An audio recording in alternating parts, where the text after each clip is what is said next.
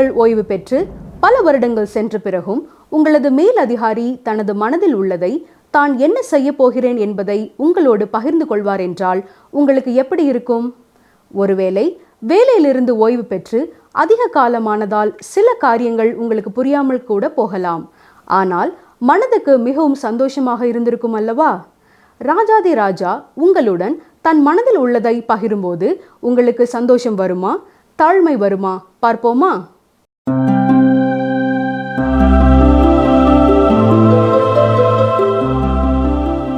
கர்த்தருடைய பரிசுத்த நாமம் மகிமைப்படுவதாக. கர்த்தருடைய வசனம் உங்களுக்கு பயனுள்ளதாக இருப்பதற்காக கர்த்தரை துதிக்கிறோம். நீங்கள் அவ்வப்பொழுது பகிர்ந்து கொள்ளும் சாட்சிகளுக்காக கர்த்தரை ஸ்தோத்திரிக்கிறோம். கடந்த நிகழ்ச்சியிலே நாம் தானியேல் 11ஆம் அதிகாரத்தில் முதல் 14 வசனங்களை கற்றுக்கொண்டோம். தானியேலுக்கு வயது சென்றாலும் கர்த்தர் தம் எதிர்காலத்தில் உலக சரித்திரத்தில் செய்ய போகிற சில காரியங்களை முன்னறிவிக்கிறார். இப்பொழுது தரிசனம் அல்ல, சொப்பனம் அல்ல, வேறு வழியில் தானியேலோடு தொடர்பு கொள்கிறார். மகிமைப்படுத்தப்பட்ட கிறிஸ்துவை தரிசித்த தானியேல் முகங்குப்புற விழுந்தார். பரலோகத்திலிருந்து வந்த தூதன் தானியேலை எழுப்பி செய்தியை சொல்கிறார். பாபிலோன் தேசம் உலக அளவிலான ராஜ்யமாயிருந்த காலம் முடிவடைந்து இப்பொழுது மேதிய பெர்சிய ராஜ்யம் அன்றைய உலகை ஆட்சி செய்து கொண்டிருந்தது. தொடர்ந்து பாலஸ்தீனத்தை சுற்றி எந்தெந்த திசையில் எந்தெந்த ராஜ்யங்கள் எழும்ப இருக்கிறது, எந்த ராஜ்யம் அழிந்து போகிறது என்பதை குறித்து தொடர்ந்து கர்த்தர் தானியேலுக்கு வெளிப்படுத்துகிறார். வேதத்தில் சொல்லப்பட்டிருக்கிற திசைகள் பாலஸ்தீன தேசத்தை சுற்றி நாம் கவனிக்க வேண்டிய திசைகள்.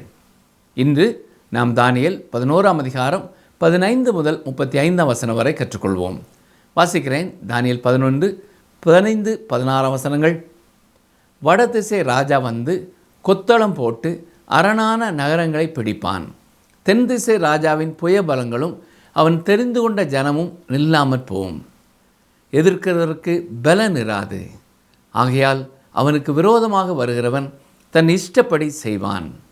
அவனுக்கு முன்பாக நிலை நிற்பவன் ஒருவனும் இல்லை. அவன் சிங்காரமான தேசத்தில் தங்குவான். எல்லாம் அவன் கைவசமாகும். பிரியமானவர்களே, இங்கே சொல்லப்பட்டிருக்கிற சிங்காரமான தேசம் இஸ்ரவேல் தேசமாகும். ஆபிரகாமுக்கும் அவன் சந்ததிக்கும் என்று தேவன் வாக்குத்தத்தம் பண்ணின தேசமே இந்த தேசம். இந்த வசனத்தில் சொல்லப்பட்டிருப்பது போலவே இது அந்தியோகஸை குறித்து பேசுகிறது. இவன் இப்பொழுது எகிப்தை முறியடித்தான். இதன் மத்தியிலே இஸ்ரவேல் மக்களும் மிக அதிகமாக பாடுபட்டார்கள். பிரியமானவர்களே, இந்த காலத்திலே நடைபெற்ற சம்பவங்களை எழுதியிருக்கிற சரித்திர புத்தகங்களை நீங்கள் வாசித்து பார்ப்பீர்கள் என்றால் இந்த வசனங்கள் ஒவ்வொன்றும் எவ்வளவு துல்லியமாக நிறைவேறி இருக்கின்றன என்பதை நீங்களே புரிந்து கொள்ளலாம். சொல்லப்போனால் 125 ஆண்டுகள் கர்த்தர் தானியேலுக்கு சொன்னது போலவே நிறைவேறி இருக்கிறது. தானியேல் 11ஆம் அதிகாரம் 17ஆம் வசனம். தன் ராஜ்யத்தின் வல்லமையோடெல்லாம் தானும் தன்னோடே கூட செம்மை மார்க்கத்தாரும் வர இவன் தன் முகத்தை திருப்புவான். இப்படி செய்து கெடுதி உண்டாகும்படி அவனுக்கு ஒரு கன்னி பெண்ணை கொடுப்பான். ஆனாலும் அவளாலே ஸ்திரம் பெறான். அவள் அவன் பட்சத்தில் நில்லாள். இந்த சம்பவம் கிறிஸ்துவுக்கு முன் 198, 195ஆம் ஆண்டை திரும்ப கொண்டு வருகிறது. மகா அந்தியோகஸ் எகிப்தோடு கூட ஒரு ஒப்பந்தம் செய்தான். தனது மகளான கிளியோபட்ராவை டாலமி எப்பிமேனஸ்க்கு திருமணம் செய்து கொடுத்தான். தொடர்ந்து தானியேல் 11, 18 முதல் 20 வரை பாருங்கள். பின்பு இவன் தன் முகத்தை தீவுகளுக்கு நேராக திருப்பி அநேக தீவுகளை பிடிப்பான். ஆனாலும் ஒரு சேனாபதி இவன் செய்கிற நிந்தையை ஒழிய பண்ணுவதுமல்லாமல் இவன் செய்த நிந்தைய நிமித்தம் இவனுக்கு சரிக்கு சரி கட்டுவான். ஆகையால் தன் முகத்தை தன் தேசத்தின் அரண்களுக்கு நேராக திருப்புவான். அங்கே இடறி விழுந்து காணப்படாமற் போவான். செழிப்பான ராஜ்யத்தில் தண்டல்காரனை திரிய பண்ணுகிற ஒருவன் தன் ஸ்தானத்தில் எழும்புவான். ஆகிலும் சில நாளுக்குள் கோபமில்லாமலும் யுத்தமில்லாமலும் நாசமடைவான்.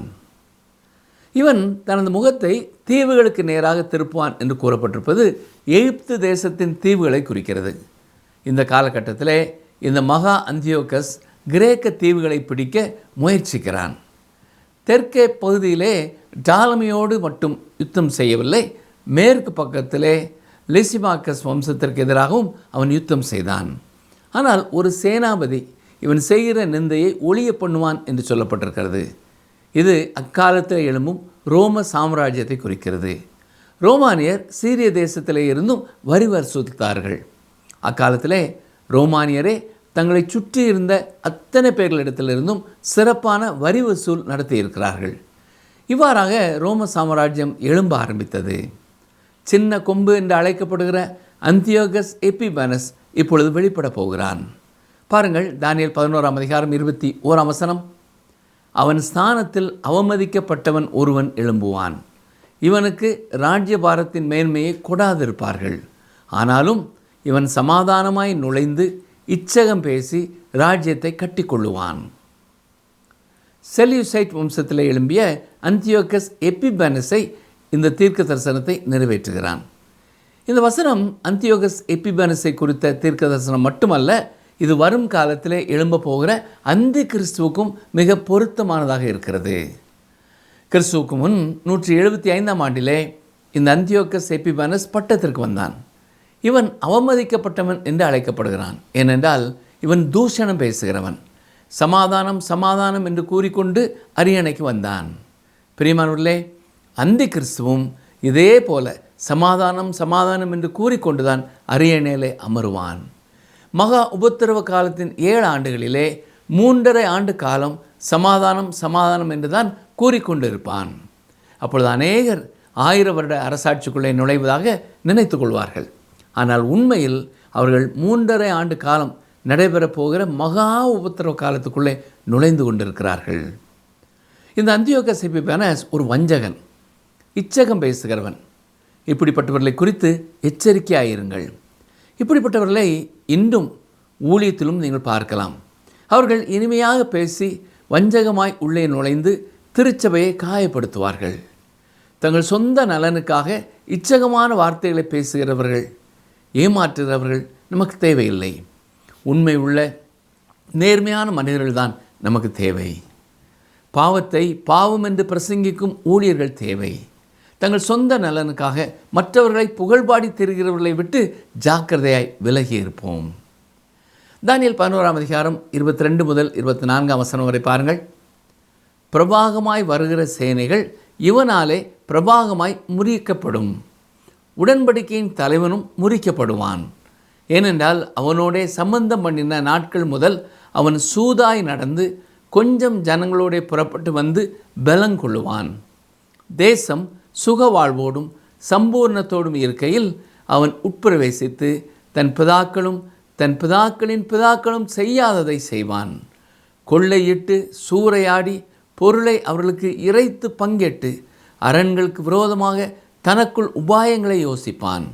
சில காலம் மட்டும் இப்படி இருக்கும். உடன்படிக்கையின் தலைவன் என்று கூறப்பட்டிருப்பது அக்காலத்தில் இருந்த 3வது ஒனேயாஸ் என்னும் பிரதான ஆசாரியனை குறிக்கிறது. அவன் பொறுப்பிலிருந்து இறக்கப்பட்டு இந்த வஞ்சகமான அந்தியோகஸால் கொலை செய்யப்பட்டான். தானியேல் 11ஆம் அதிகாரம் 25 முதல் 28 வரை பாருங்கள். பின்னும் தென்திசை ராஜாவுக்கு விரோதமாக பெரிய சேனையோடே போர் செய்ய தன் வல்லமையையும் தன் ஸ்தரத்தையும் எழுப்புவான். அப்பொழுது தென்திசை ராஜா மிகவும் பலத்த பெரிய இராணுவத்தோடு போய் யுத்தம் கலப்பான். ஆனாலும் அவர்கள் அவனுக்கு விரோதமாக துராலோசனை பண்ணியிருந்தபடியால் அவன் நிற்க மாட்டான்.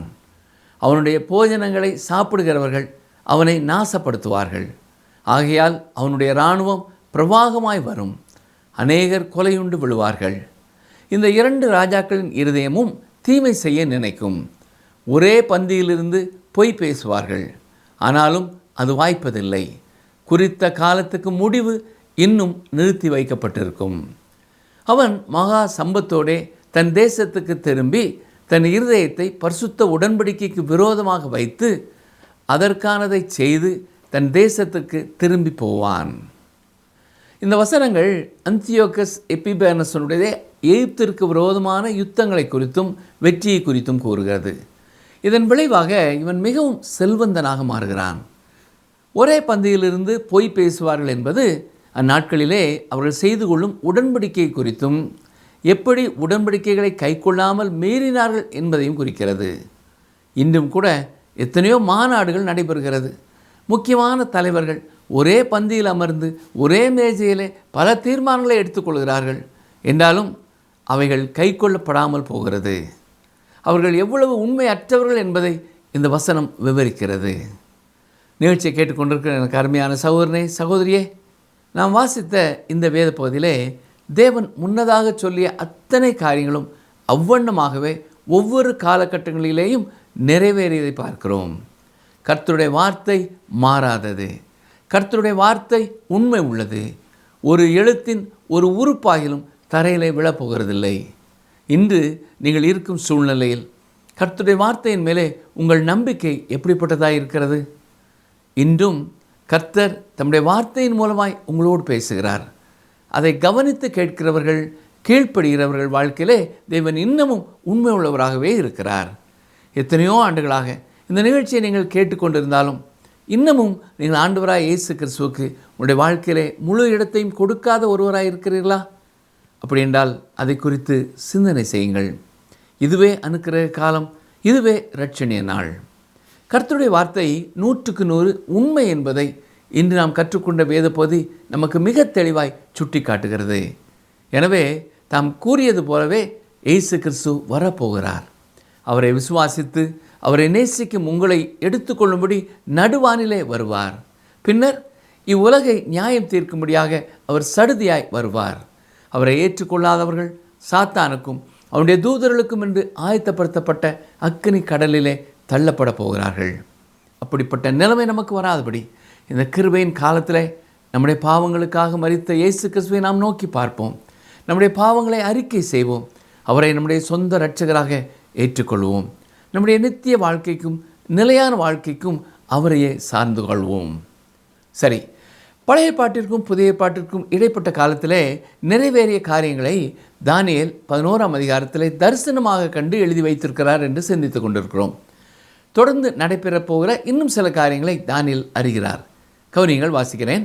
தானியேல் 11ஆம் அதிகாரம் 29-30 வசனங்கள். குறித்த காலத்திலே திரும்பவும் தென் தேசத்திற்கு வருவான். ஆனாலும் அவனுடைய பின் நடபடி முன் நடபடியை போல் இராது. அவனுக்கு விரோதமாக கித்தீமின் கப்பல்கள் வரும்.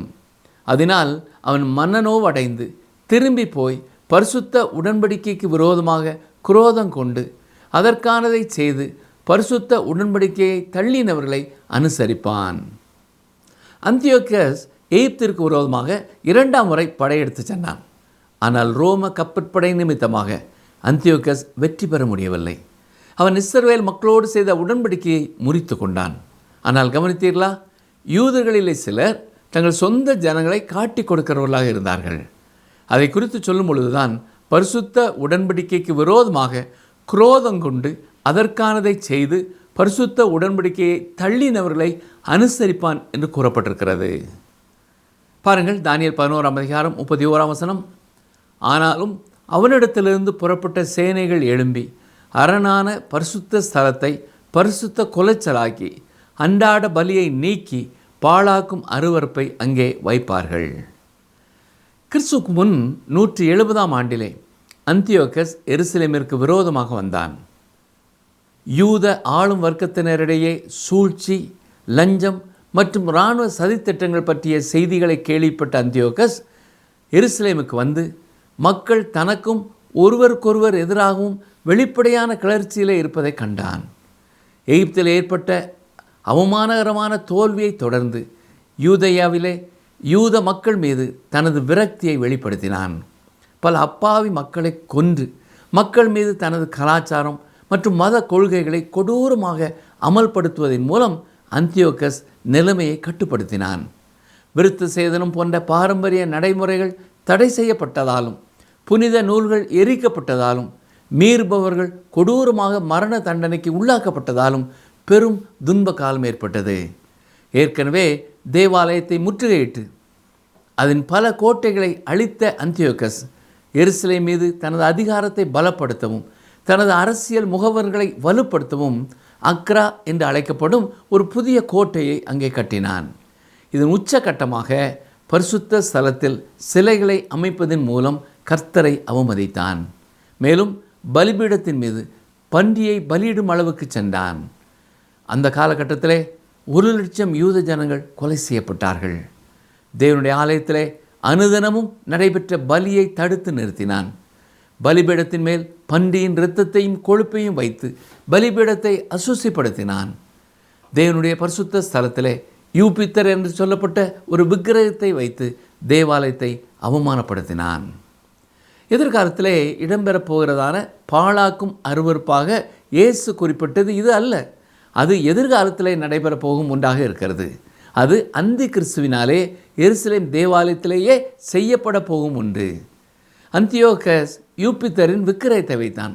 ஆனால் அந்தி கிறிஸ்து தனது சொந்த விக்கிரகத்தை வைத்து தேவாலயத்தை அசுசிப்படுத்தக்கூடும். சரி, தானியேல் 11ஆம் அதிகாரம் 32ஆம் வசனம் பாருங்கள். உடன்படிக்கைக்கு துரோகிகளாய் இருக்கிறவர்களை இச்சக பேச்சுகளினால் கள்ள மார்க்கத்தாராக்குவான். தங்கள் தேவனை அறிந்திருக்கிற ஜனங்கள் திடங்கொண்டு அதற்கேற்றபடி செய்வார்கள். கவனித்தீர்களா? யூதாசை போல தங்கள் சொந்த ஜனங்களையே காட்டி கொடுக்கும் ஒரு கூட்டம் யூதர்கள் இருந்தாலும் தேவனை அறிந்தவர்கள் உறுதியாக நிலை நிற்பார்கள். இந்த காலகட்டத்திலே தான் மக்கபேயர்களை தேவன் எழுப்பினார். கிறிஸ்துவுக்கு முன் 166ஆம் ஆண்டிலே மத்தேயாஸ் என்னும் ஆசாரியன் எழும்பி தேவாலயத்தை அருவருப்பாக்கின செயலுக்கு விரோதமாய் கலகம் செய்தான். இந்த குடும்பத்தினரைத்தான் மக்கபேயர்கள் என்று அழைக்கிறார்கள். மக்கபேயர்கள் என்றால் சுத்தியல் என்று பொருளாகும். இவனை குறித்து வேத புத்தகத்தில் எந்த குறிப்பும் கூறப்படாவிட்டாலும் அந்த குறிப்பிட்ட காலத்திலே அவர்கள் தேவனுடைய ஜனங்களாக செயல்பட்டிருக்கிறார்கள். தானியேல் 11ஆம் அதிகாரம் 33-34 வசனங்களை பாருங்கள். ஜனங்களில் அறிவாளிகள் அநேகருக்கு அறிவை உணர்த்துவார்கள். அநேக நாள் மட்டும் பட்டயத்தினாலும் அக்கினியினாலும் சிறையிருப்பினாலும் கொள்ளையினாலும் விழுவார்கள்.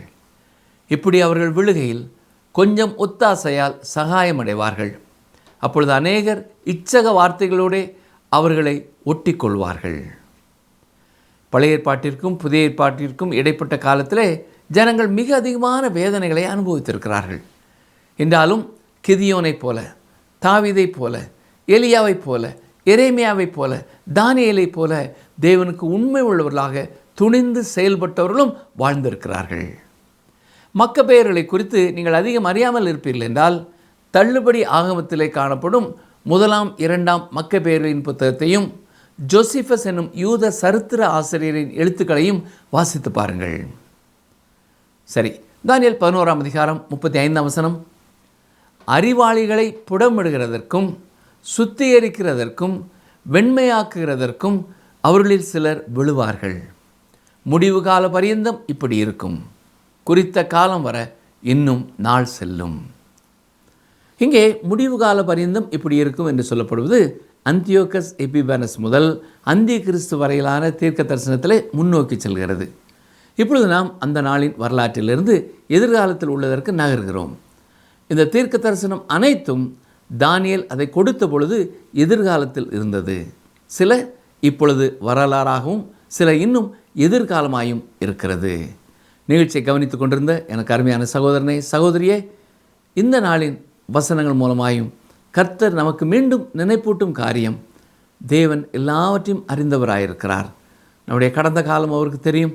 நம்முடைய எதிர்காலத்தையும் அவர் அறிந்திருக்கிறார். எந்தெந்த காலகட்டத்திலே நம்முடைய வாழ்க்கையிலே என்ன நடைபெறப் போகிறது என்பதை தேவன் அறிந்திருக்கிறார். என்றாலும் அனுதினமும் அவருடைய பாதத்திலே உட்கார்ந்து வேத வசனங்களை படித்து அவர் கற்றுக் கொடுக்கும் காரியங்களுக்கு நாம் கீழ்ப்படிந்து உண்மையாய் அவரை பின்பற்ற நம்மை நாம் அர்ப்பணம் செய்வோம். ஒருவேளை ஆண்டவரை இயேசு கிறிஸ்துவை சொந்த இரட்சகராக நீங்கள் எதுவரை ஏற்றுக்கொள்ளவில்லை என்றால் தொடர்ந்து அதை குறித்து சிந்தனை செய்யுங்கள். உங்களுடைய பாவத்திற்காக இயேசு மரித்தார் என்பதை விசுவாசியுங்கள். அவரே உங்களுடைய வாழ்க்கையிலே பாவத்திலிருந்து விடுதலை தருவார். உங்களுடைய வியாதியை ஆண்டவர் குணமாக்குவார். உங்களுடைய வாழ்க்கையிலே வைத்திருக்கிற மேலான திட்டத்தை நிறைவேற்ற அவரோடு கூட என்றென்றும் நீங்கள் இணைக்கப்பட்டவர்களாய் தொடர்புள்ளவர்களாய் தானியேலைப் போல ஜெப நேரத்தில் உங்கள் நேரத்தை செலவு செய்யுங்கள். கர்த்தர் தாமே உங்களையும் உங்களுடைய குடும்பத்தையும் ஆசீர்வதிப்பாராக. ஜெபம் செய்வோம். எங்களை நேசிக்கிற எங்கள் அன்பின் ஆண்டவரே, இந்த நாளிலேயும் நாங்கள் வாசித்த இந்த சரித்திரங்களுக்காக உமக்கு நன்றி செலுத்துகிறோம். இவையெல்லாம் நடைபெறும் முன்னதாகவே தானியேலுக்கு நீர் வெளிப்படுத்தினதற்காக உமக்கு நன்றி செலுத்துகிறோம். வரப்போகிற அந்தி கிறிஸ்துவை குறித்த ஒரு எச்சரிப்பையும் எங்களுக்கு நீர் கொடுத்தீர். உமக்கு ஸ்தோத்திரம், உமக்கு ஸ்தோத்திரம், உமக்கு ஸ்தோத்திரம். ஆண்டவரே, வரப்போகிற காலங்களிலே மக்கள் இன்னும் அதிகமாய் அறிந்து கொள்ள இந்த காலத்திலே நாங்கள் செய்ய வேண்டிய காரியங்களை உண்மையோடு முத்துபத்தோடு நிறைவேற்ற நிறைய எங்கள் ஒவ்வொருவருக்கும் பலன் தர வேண்டும் என்று சொல்லி ஜெபிக்கிறோம். இந்த வார்த்தைகளை கவனித்து கேட்டுக்கொண்டிருக்கிற ஒவ்வொருவரையும் அவருடைய குடும்பங்களையும் கர்த்தர் ஆசீர்வதிப்பீராக.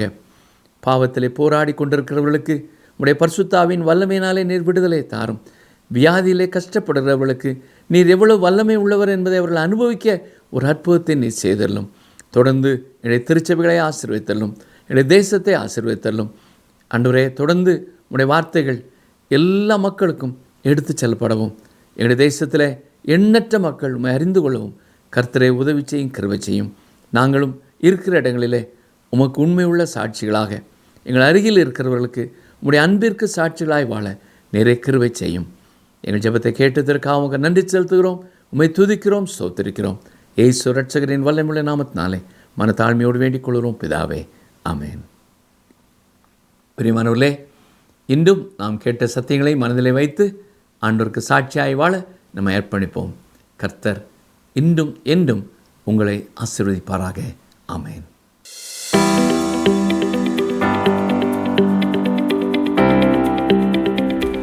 எந்த ஜனங்கள் திடம் கொண்டு நடப்பார்கள்? எந்த ஜனங்கள் திடம் கொண்டு நடப்பார்கள்? ஆப்ஷன் ஏ, தேவனை விசுவாசிக்கும். ஆப்ஷன் பி, தங்கள் தேவனை அறிந்திருக்கிறவர்கள். ஆப்ஷன் சி, தேவனுக்கு கீழ்ப்படியும்.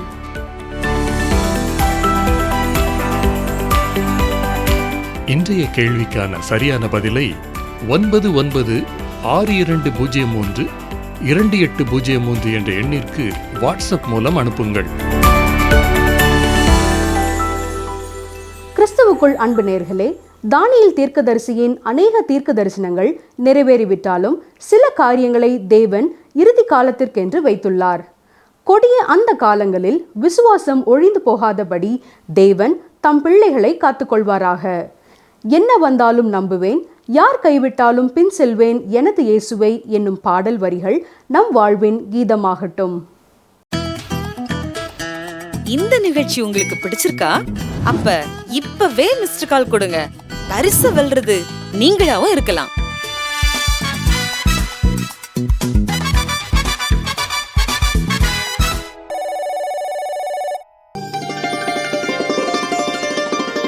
கர்த்தர் உன் நம்பிக்கையாயிருந்து உன் கால் சிக்கிக் கொள்ளாதபடி காப்பார். நீதிமொழிகள் 3:26.